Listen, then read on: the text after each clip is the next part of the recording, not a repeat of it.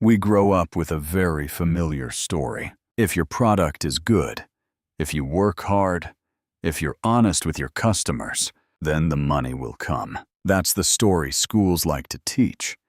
That's the story society likes to believe. And to some extent, it isn't completely wrong, but it's not the whole truth. Because if you observe the real world long enough, you start to notice the paradoxes. There are people who are extremely talented, yet they struggle with money for years. There are people selling average products, yet generating massive revenue. There are people who are incredibly sincere, yet customers still walk away. Meanwhile, others, not necessarily more talented, not necessarily better, somehow make people pull out their wallets much more easily.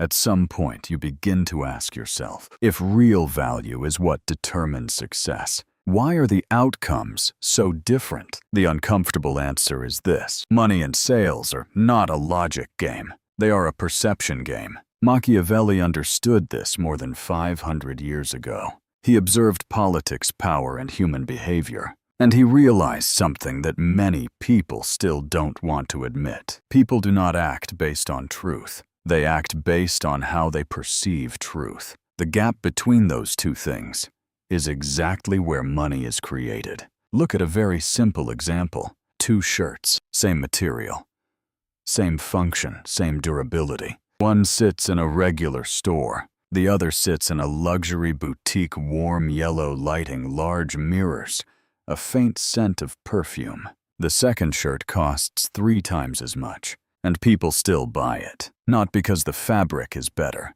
but because the feeling is different. The feeling when walking out of the store, the feeling when others look at you, the feeling of where you stand within the social hierarchy. What people are buying isn't the shirt. What they are buying is the social meaning attached to that shirt. This is something many successful people in business understand very early.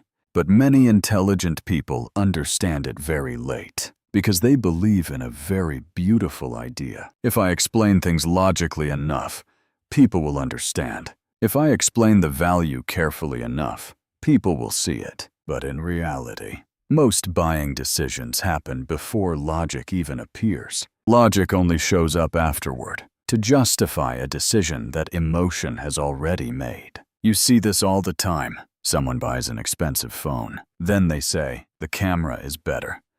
The performance is stronger. It'll last longer.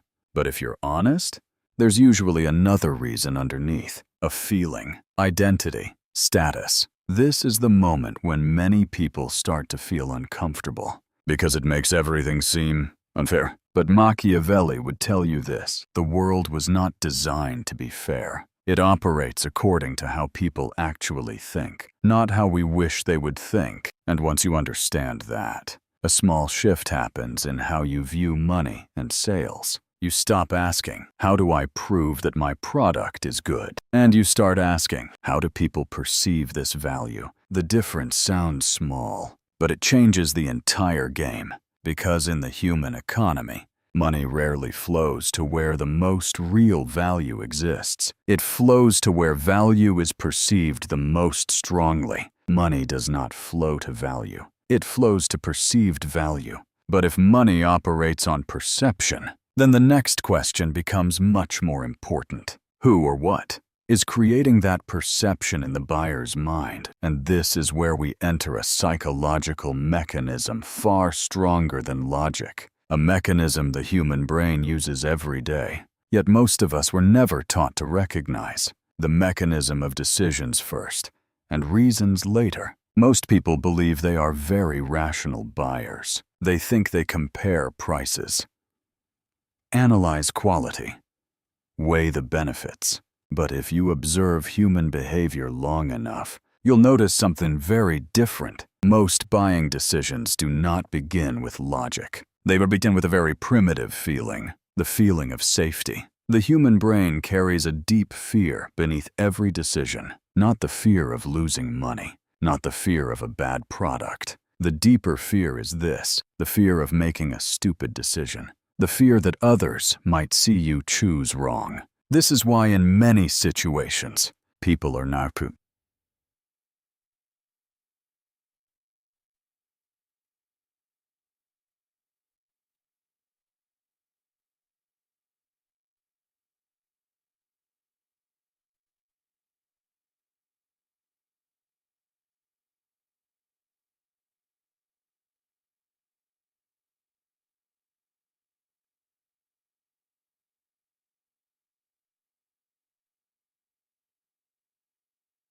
They are searching for signals that the decision is safe. Imagine you walk down an unfamiliar street. You see two restaurants. One is completely empty. The other is full of people. You know nothing about either one, but almost certainly, you will walk into the crowded restaurant. Not because you analyzed the menu, not because you researched the quality, but because your brain whispers something very simple. If many people chose this place, maybe I won't be wrong. That is social proof, one of the strongest psychological forces in money and sales. And interestingly, social proof does not need to be perfect. It only needs to be strong enough to reduce the fear of making a decision. For example, an online course. If the sales page simply says, "This course is very good," the brain becomes suspicious. But if it says, 50,000 people have taken this course, the brain instantly feels more relaxed, not because the content has been verified, but because the psychological responsibility is shared. If the decision is wrong, at least you weren't the only one who was wrong. This is why many smart sellers don't try to prove that their product is perfect. They do something else. They show that many other people have already chosen it. Testimonials, reviews, case studies, customer lists, all of these serve the same purpose, not to prove the truth, but to create a sense of safety in the buyer's mind. The common mistake many highly capable people make is this. They try to sell with information. They explain details. They present logic. They prove every point. But while they're talking, the buyer's brain is searching for something completely different. A signal, a sign that says, "You're not the only person who believes this." Machiavelli once understood something very practical about humans. People rarely want to be the first. They prefer to be the 100th, the 1,000th, someone joining a choice that society has already validated. That's why best-selling products sell even more. Busy restaurants get even busier. Famous people become even more famous. Perception amplifies itself. But here's the deeper part. Social proof isn't only about the number of people. It's also about the type of people. If you see people like you buying something, your likelihood of buying increases dramatically. A founder sees another founder buy. A marketer sees another marketer buy. A person who wants to change their life sees someone like them who has already done it. This is where sales touches identity. It's no longer just, "Many people bought this." It becomes, "People like you chose this path." And here, an uncomfortable truth appears. In many situations, buyers are not really asking, "Is this true?" The real question inside their mind is, "Will this decision make me look stupid?" If the answer is no, the likelihood of buying increases dramatically. This is why people who truly understand the psychology of sales don't just build products. They build a social context around the product, a story, a community, a list of people who have joined, an ecosystem of signals. All of it creates a single feeling. There are many people like me here. People are not afraid of buying wrong. They are afraid of looking stupid when they buy wrong. But social proof still isn't the strongest force. There is an even deeper driver behind buying behavior, something Machiavelli observed very clearly in politics, and something you can see everywhere in business. Not truth, not the crowd, but status. Because when money and sales touch status, logic usually starts to dissolve. If you observe human buying behavior long enough, you start to notice something that very few people say out loud. Most purchasing decisions are not about need. They are about status. Status is a word that makes many people uncomfortable because we like to believe we are not influenced by it. We say, I buy it because of the quality. I buy it because it's good.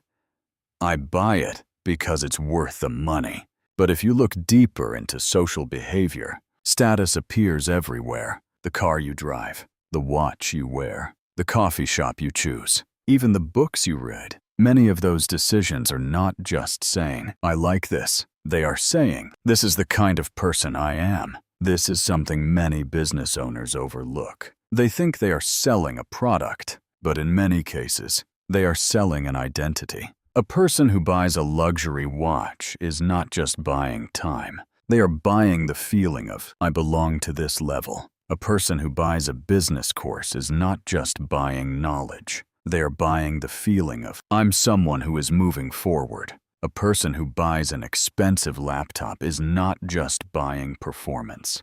They are buying the image of, I'm someone who works seriously. This is where the psychology of money becomes very interesting. The practical value of a product sometimes accounts for only a small part of the buying decision. The rest lies in its social meaning. This is why two identical shirts can have a price difference of 3 times. One is clothing. The other is a status signal. Machiavelli understood this very clearly in politics. He realized that people don't just want to live. They want to be seen. They want to be perceived as successful, influential, valuable. And the things they buy often become tools that signal those things. A common mistake in sales is this. The seller focuses on features. They talk about materials, specifications, technology, technical details, while the buyer is looking for something else. Not specifications,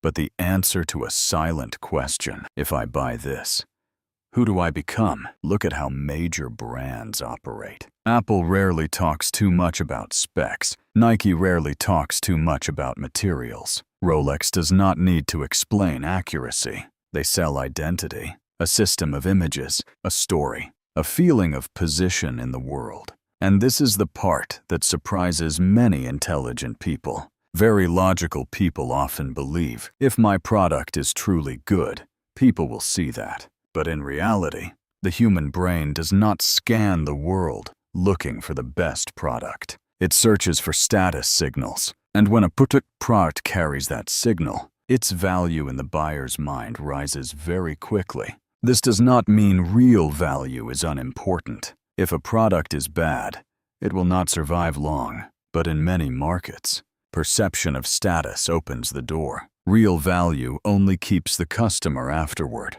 This is why two people selling the same product can have completely different results. One sells value. The other sells the customer's future version of themselves. One says, this is the product. The other says, this is who you will become. And when sales touch identity, the human brain begins to react very strongly. Because identity is one of the things humans protect the most. You can change someone's opinion. You can change their habits. But when something touches how they see themselves, the decision becomes far more emotional. People do not buy products. They buy future versions of themselves. But status does not appear by itself. It needs something else to make it convincing. A signal that makes the brain say, this person is worth trusting. That is where another psychological force enters, a force Machiavelli understood very well. Because in human perception, authority often comes before truth. There is a shortcut in the human brain, a mechanism that helps us make decisions faster. But at the same time, it also makes us easier to influence. That mechanism is called authority. The human brain does not have time to verify everything. Every day we process thousands of pieces of information. If we had to personally verify all of it, we would never be able to make decisions. So the brain creates a shortcut. If someone appears to have authority, the likelihood that you believe them increases. Not because their content is necessarily correct, but because of their status signal. Think about a simple example. Two people give the same advice. One is just an ordinary friend. The other is introduced as an expert in that field. The practice statement. But your perception will be different, not because the content changed, but because your brain received a signal authority detected. This is why in sales and business, many things exist, not because they are completely necessary, but because they create signals of authority, degrees, titles, awards, certifications, big brand logos, follower counts, customer numbers. These things can reflect real capability, but in many cases, they are simply perception signals. Machiavelli once observed something very practical. People often judge with their eyes before they judge with their minds. Image comes first, substance comes later, and in many cases, substance is never even checked. Look at how successful salespeople build their image. They don't just say, "I have a good product." They create a context that makes others think, this person is worth listening to. A professional website, a clear profile, a client list, a few success stories. Not everything has to be perfect, but enough to create a sense of authority. This is where many very capable people make a mistake. They believe that if they truly have ability, it will speak for itself. But in a world driven by perception, real capability is often not immediately visible. Authority signals are instantly. So in many markets, the initial winner is not the most skilled person, but the one perceived as the most credible. After that, real value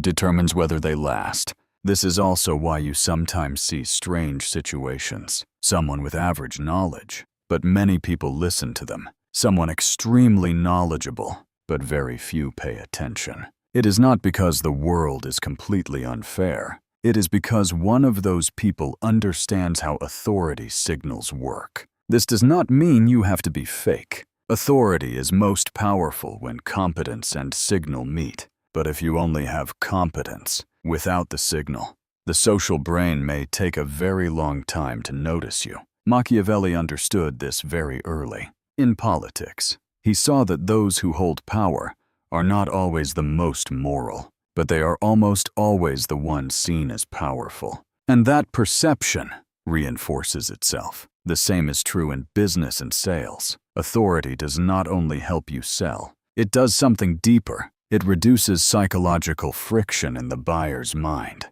They do not need to analyze too long. They don't need to doubt as much. The brain says, this person seems trustworthy, and the decision becomes easier. In human perception, authority often comes before truth. But when you begin to see these mechanisms, social proof, status, authority, something else starts to happen. You begin to realize that many things in society are not purely about truth. They are about managing perception. And once you see that, the way you view money, sales, and even people will never be the same again. When you start to understand these mechanisms, social proof, status, authority, a curtain begins to lift. You begin to see that a lot of things in society are not pure truth. They are designed perception.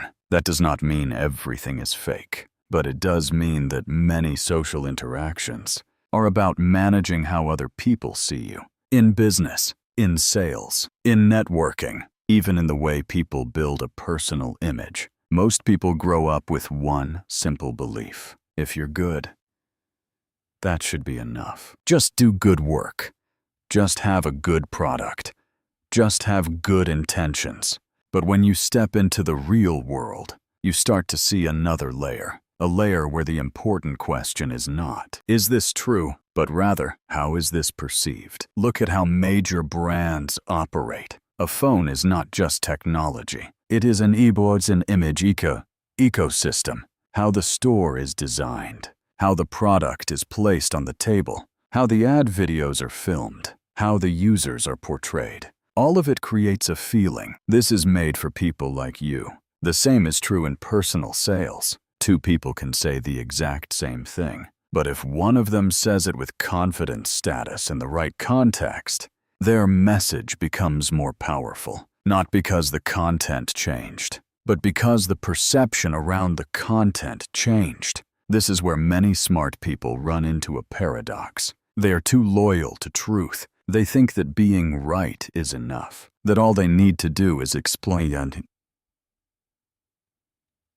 it clearly, that all they need is strong enough logic. But in reality, the human brain does not process information that way. It processes information through social context. Who is speaking, where they are speaking, what image they are speaking with, what signaling system they are speaking within. That is why the same idea can be ignored when it is spoken by an unknown person, but become brilliant when it is spoken by someone with status, not because the idea changed, but because the perception of the speaker changed. Machiavelli once wrote something very practical. People often do not have the time or ability to understand the true nature of everything, so they judge based on what they see, and what they see is often an arranged image. That may sound a little cold, but it also explains a lot. Why some people are always listened to, why some people are always ignored,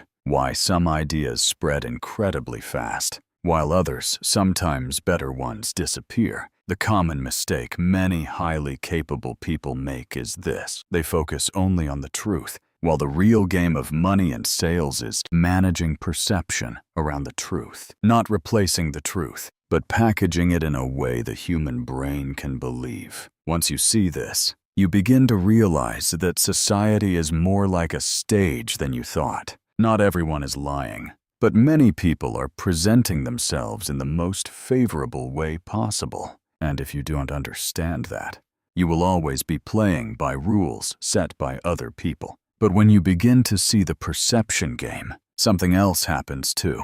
You begin to see its dark side, and that is where many people start to feel uncomfortable. Truth matters, but perception often decides the money. Yet understanding this game does not always make you feel more powerful. Sometimes it makes you lose faith in your old world. Because when you start to see the mechanisms behind money and influence, you also begin to realize something else: the price of seeing the game.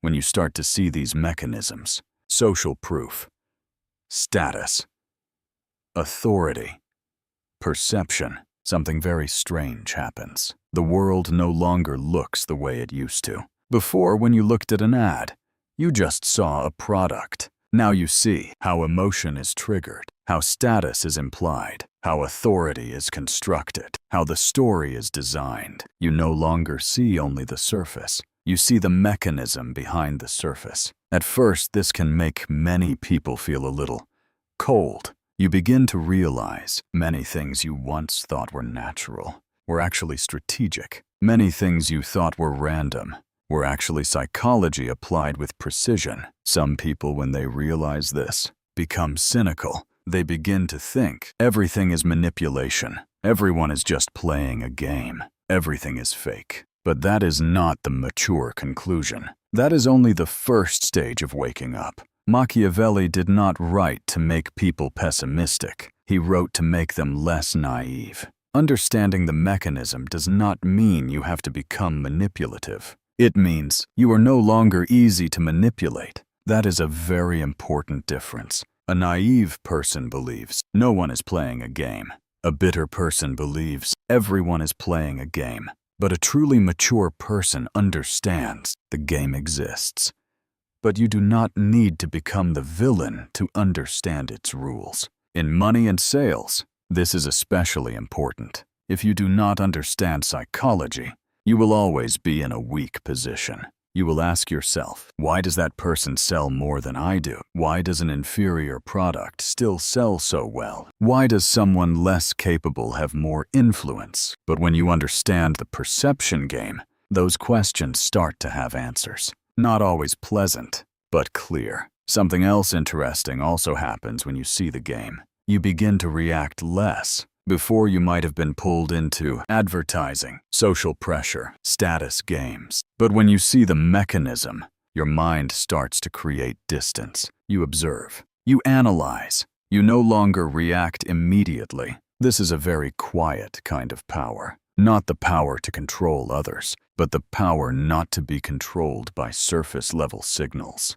And the paradox here is, the people who understand psychology most deeply are often the ones who talk about it the least. Because they know one thing: these mechanisms do not need to be flaunted. They only need to be understood.